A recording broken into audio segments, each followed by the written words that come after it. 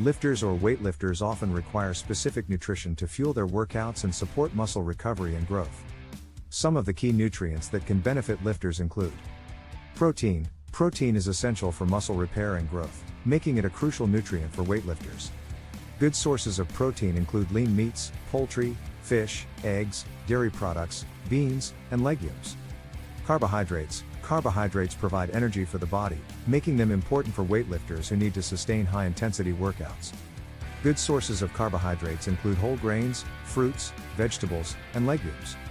Healthy fats. Healthy fats provide energy and support hormone production, making them important for weightlifters. Good sources of healthy fats include nuts, seeds, avocados, and fatty fish. Vitamins and minerals. Vitamins and minerals are important for overall health and can help support the immune system and prevent injury. Weightlifters should consume a varied diet that includes plenty of fruits, vegetables, whole grains, and lean protein sources to ensure they are getting all the essential vitamins and minerals. It's also important for weightlifters to stay hydrated by drinking plenty of water before, during, and after their workouts.